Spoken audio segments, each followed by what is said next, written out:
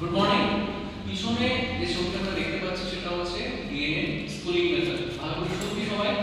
DNA একটি জৈবিক polymer biomolecules, এটা আমরা পড়েছি এবং খুব সিম্পল ওয়েতে আমরা ডিএনএ প্রথমবার আমরা দেখব টেস্ট টিউবে। জেনারেলি ডিএনএ দেখতে গেলে আমাদের ইলেকট্রন মাইক্রোস্কোপ লাগে, কিন্তু আজকে আমরা প্রথমবার খুব মনোযোগ দিয়ে ডিএনএ স্ট্রাকচারটিকে বাইরে থেকে দেখতে পাবো থ্রেডের মতো।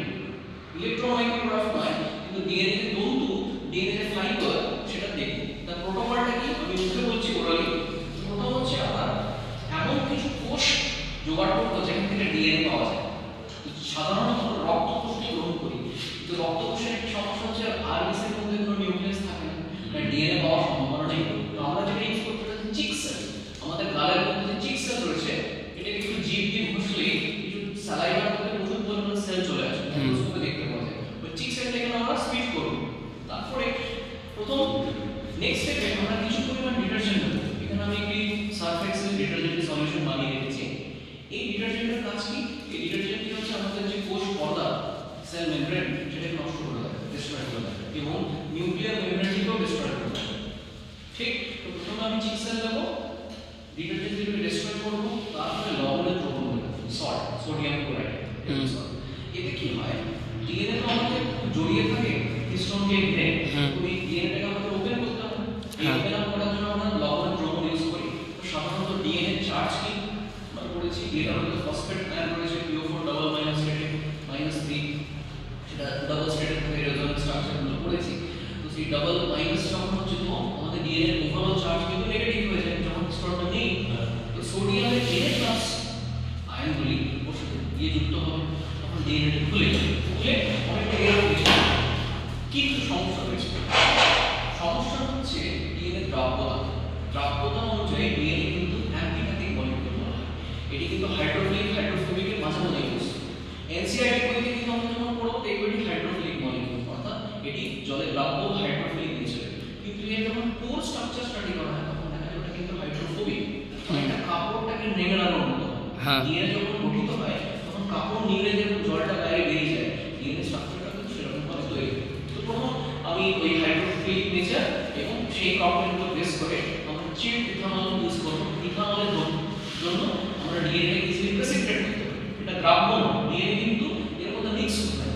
এটা ডিএনএটাকে একদম সেপারেটলি ভিজুয়ালাইজ করতে আমরা দেখতে পাবো। তো আগে দেখি তারপর সেটা কি হচ্ছে। প্রথম স্টেপ হচ্ছে কালেকশন অফ সেলস। আমরা এখানে স্পিড করব হালকা করে। আমাদের চিক সেলস, এটা epithelial cell, squamous epithelial cell. এটি একটি কোষের লেয়ার দিয়ে তৈরি। এখানে কোনো রকম লজ্জা পাবো ঘেনা পাবো কিছু নেই, বায়োলজিক্যাল এক্সপেরিমেন্ট। তবে টেস্ট টিউবগুলি ধোয়া আছে স্টেরিলাইজ। এরপরে সেখানে অল্প পরিমাণে আমরা নেব ডিটারজেন্ট সলিউশন।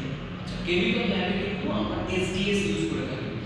কেমিক্যালটির নাম হচ্ছে সোডিয়াম রোডেসিয়াম সালফেট, ওটা ডিটারজেন্ট। কিন্তু আমাদের কাছে উপলব্ধ নয় বলে আমরা সাধারণত হ্যান্ড ওয়াশ ইউজ করতে পারি ডিটারজেন্ট, যাতে আমাদের কোষ পর্দাটি ভেঙে যায়।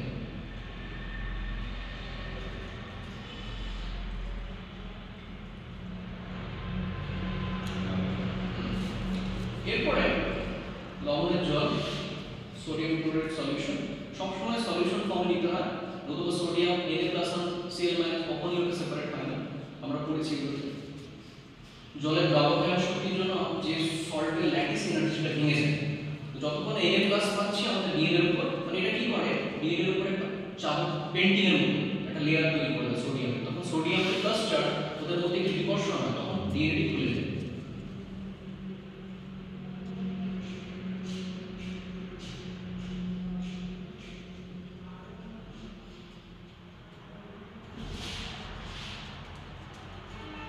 কিছুক্ষণ ওয়েট করতে হবে। তার মধ্যে আমরা ইথানল সিচুয়েশনাল ওয়েস্ট,